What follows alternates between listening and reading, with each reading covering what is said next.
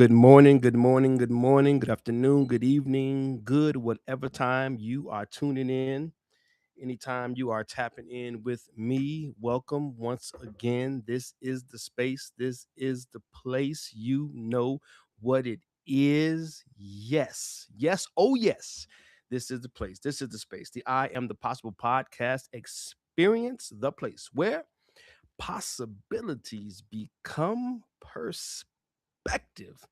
And guys, today's perspective is how to take the lid off your life, a perspective of going beyond the lid of your life. Today, if you are that person out there somewhere in the world, tapping in, tuning in, listening, and you're like, yo, man, I feel like I've reached a plateau, like I've capped, like there's a invisible ceiling that I can't break through. There's something like I don't want to say the word oppression, but it's like keeping me down. It's like a gravitational pull on your life experience and your life enjoyment. And you're just like, yo, what is happening? What's going on?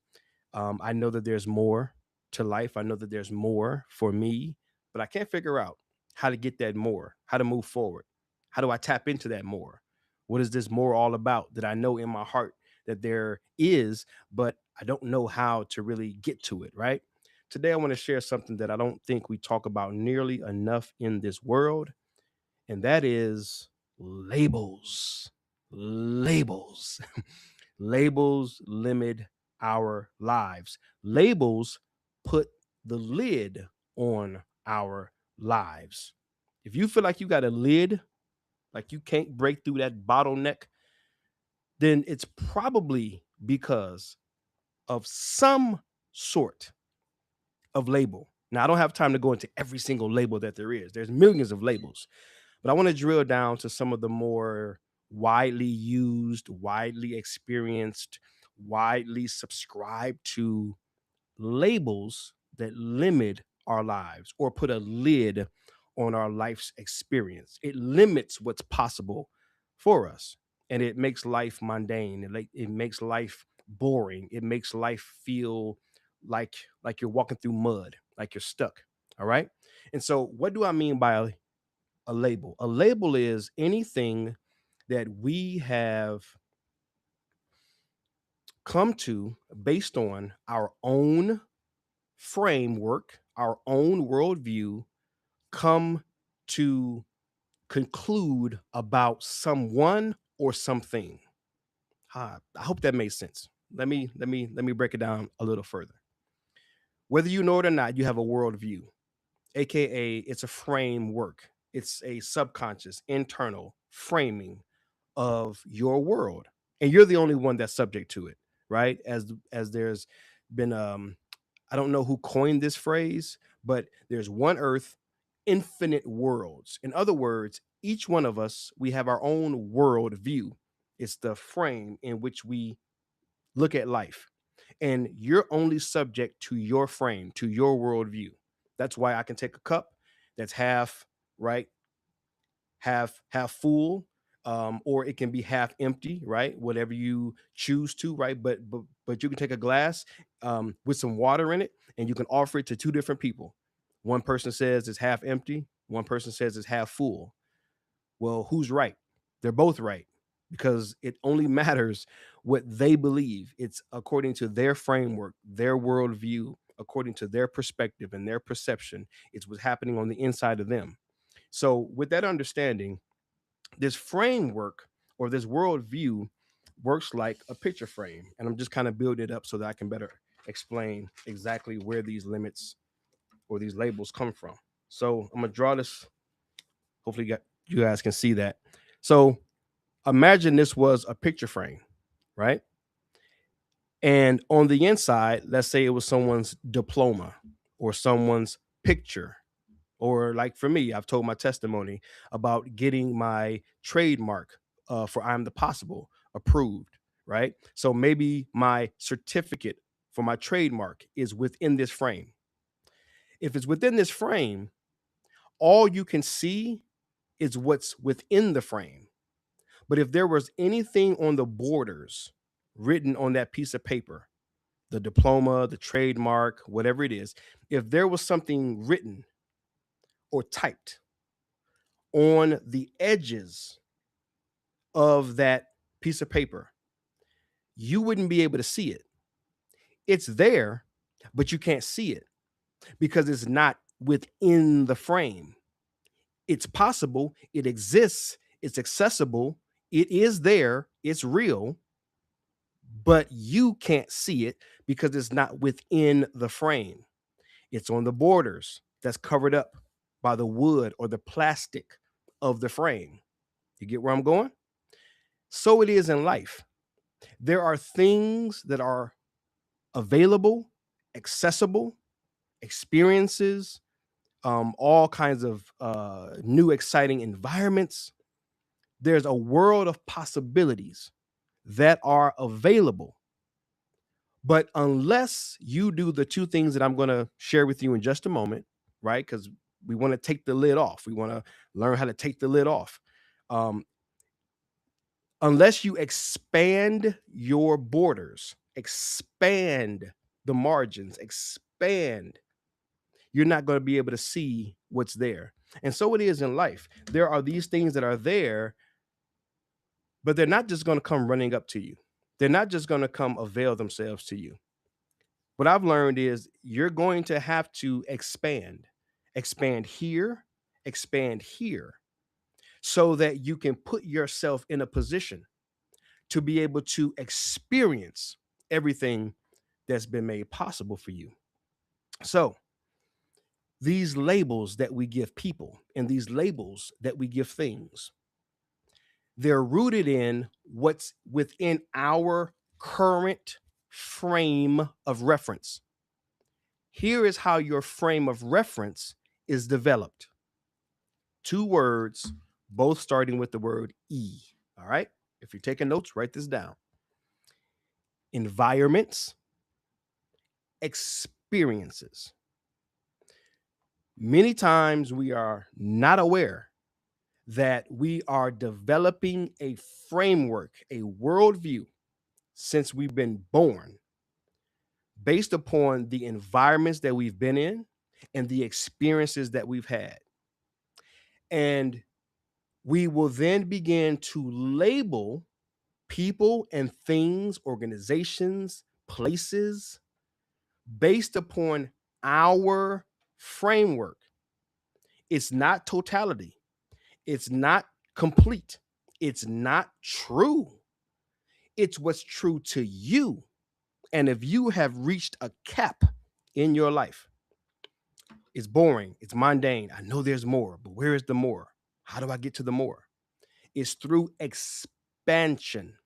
The same way you developed a very limited, boxed in worldview, a limited, boxed in framework, is the same way you develop a more expansive, a more inclusive framework and worldview by experiences and environments. Now, here are some of the most widely used labels. Religious. Oh, those Christians, they are like this. See how that's a very blanket statement, a very generalized statement, in my opinion, a very stupid statement. Oh, those Christians. Do you know how many Christians there are in the world? I mean, like, really, have you ever taken account? There's millions of Christians around the globe. But we, based upon our limited framework, our current framework, based upon the experiences and the environments that we've had up until this point, we go off and say something like, oh, those Christians. Same is true with Muslims. Oh, those Muslims. That's just like one area, right? Religions. Oh, those blank. You fill in the blank. And what it does is it limits your ability to experience and to go into environments where those people are and experience what's all, like experience everything that God's made possible. Because you're limiting your environments and you're limiting your experiences based upon the labels that you've made up about these people that you don't even know, because you are operating through a framework, a worldview that's based upon your limited experiences and your limited environments. And this is a vicious cycle. Now let me label, or let me not label, but let me name a few more labels. Oh, them black folks. Black folks are all like this. Them white folks. White folks are all like this. Oh, them Republicans. Them Republicans are all like this. Oh, them Democrats. Them Democrats are all like this.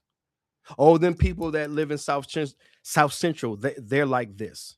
Oh, them people that live in the South, they all are like this. Oh, them people that live up north, man, you can't go up north because they like this. It's very dualistic. It's very dumb. It's very dumb. It's very limited. I'm not calling you dumb, but the idea that and I do it too. Okay, let me just pause for the cause. All right, I do it too. I'm not pointing fingers. I'm saying we, us. That's why I'm sharing this, because I've seen it in my own life.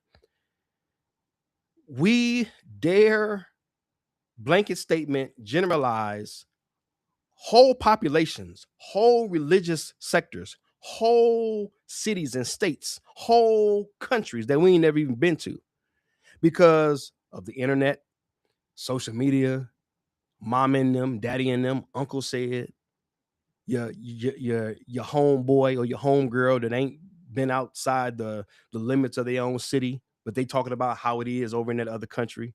I mean, when we really zoom out and we really pay attention to the stuff that's coming out of our mouths, to the stuff that we're thinking about, the stuff that we believe in, the stuff that we subscribe to, without any real life experience, no real education in that given area, it just puts a lid on your life.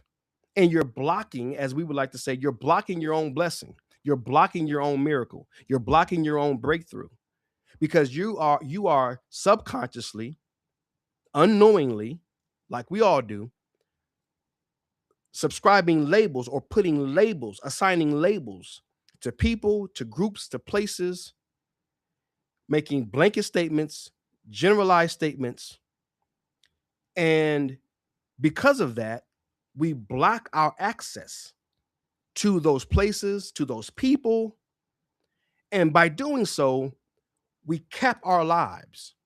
We put a limit on our own lives without even knowing it.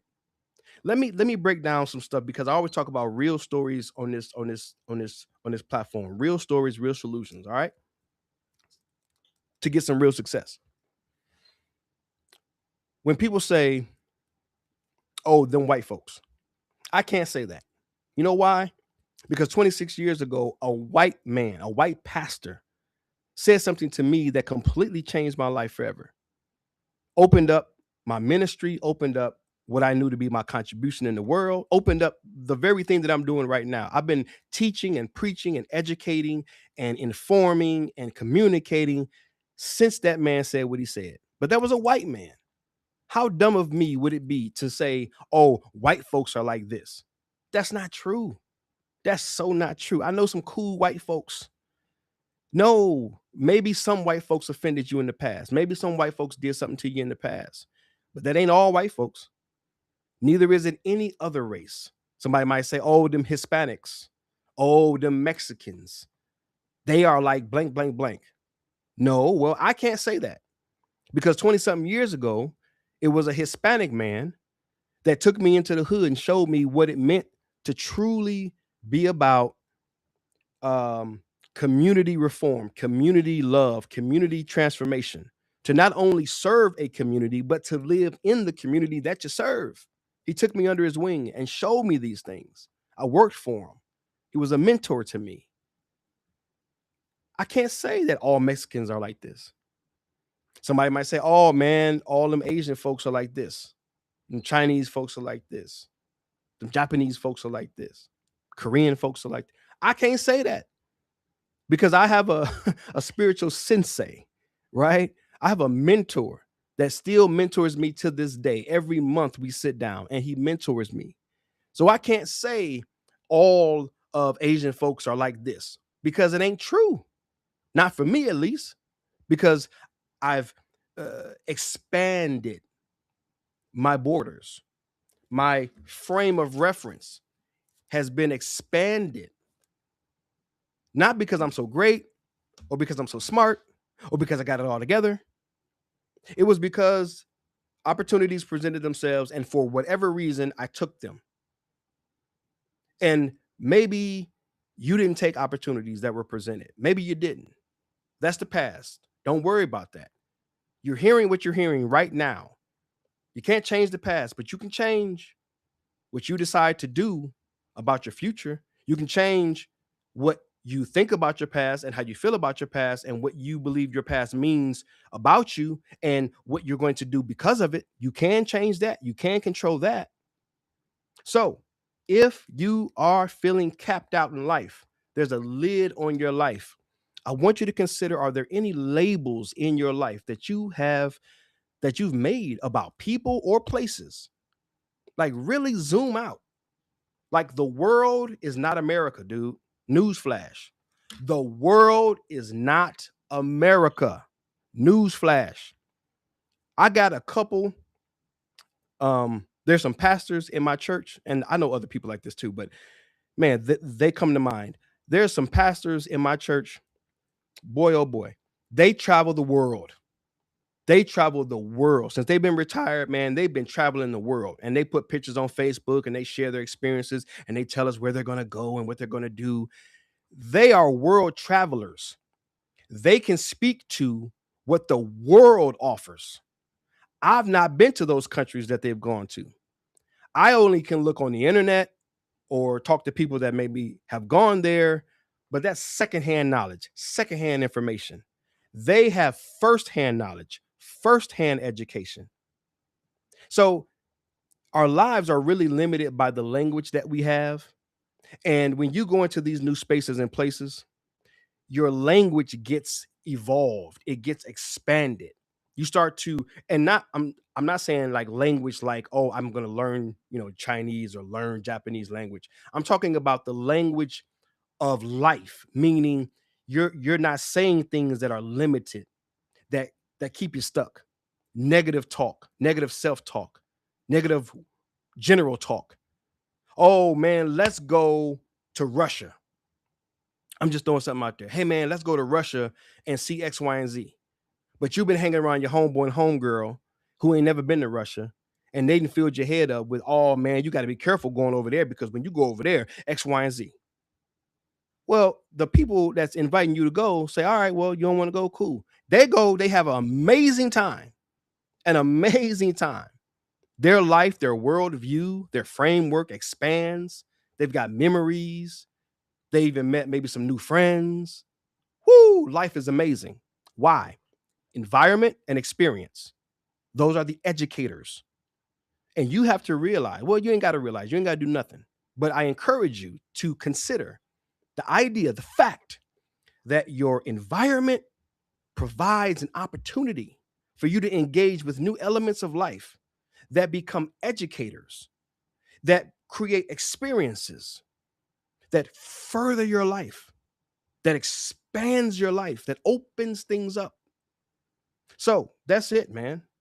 If you have a limit on your life, a lid on your life, I want you to check your labels with the sober mind, with the logical mind, that maybe, perhaps, I've been operating out of, talking out of, thinking out of a very limited worldview, and that's okay.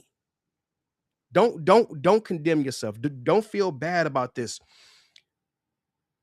Our worldview, our framework is only as expanded as the environments that we've been in and the experiences that we've had.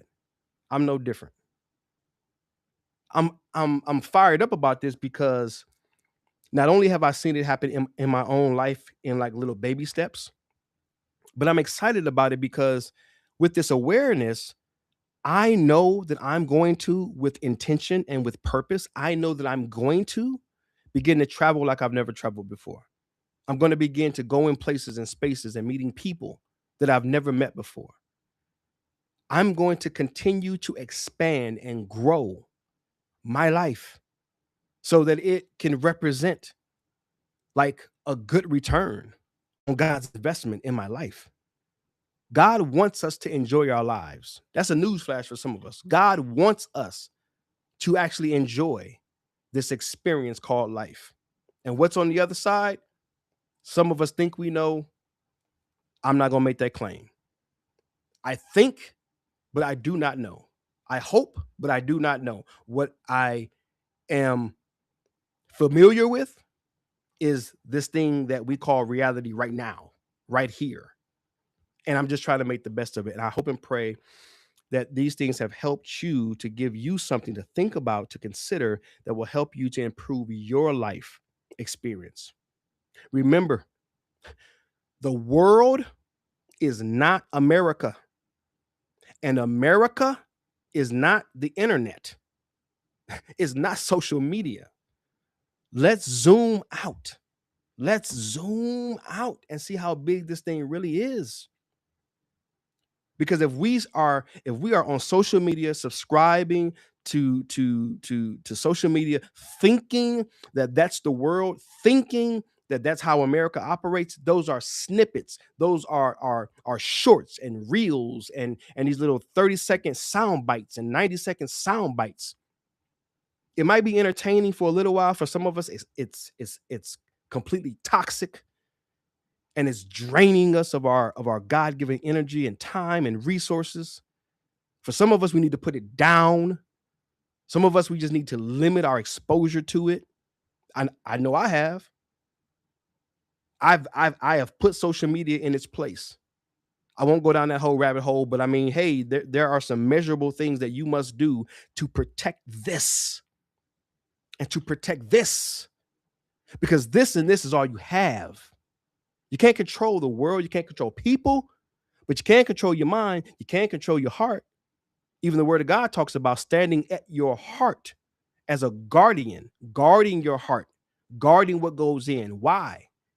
Because the issues, the life flows from, comes from, springs forth from your heart.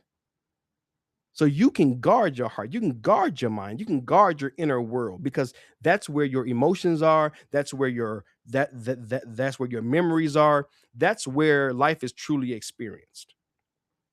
That's where it's truly experienced. Life is not experienced in our physical conditions, not as nearly as much as it is experienced through our internal consciousness.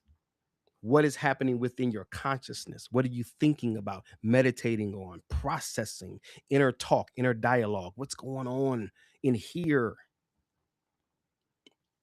I don't know how I got on that, but somebody needed to hear it. I'm going to wrap it up. That's it. If you have a lid on your life, life is boring, mundane, same old, rabbit race. Well, not rabbit race. What is it called? Hamster wheel, right? Rat race, right? Same old. And you want to break the norm. You want to break out of the norm. You do that by sitting and saying, okay, this is the life I want. This is the life I want.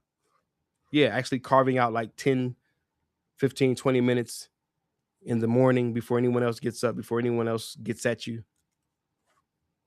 This is the life I want. Mm-hmm. And once you identify the life that you want, then you can leverage the internet. Then you can leverage social media. Then you can leverage AI and say, okay, according to this life that I want, where are the environments and what are the experiences that's going to help me to experience and to live and to make this life a reality? That's a real simple game plan right there. But it starts with you being aware of where you are and where you want to go. So I hope and pray, as always, this has blessed you, giving you something to think about, giving you something to consider. Let's get the lid off of that life, man, and let's go ahead and experience everything that God has made possible. All right? That's it, man. Love you guys, praying for you guys, and believing in you guys until next time. God bless you, man. Do your thing.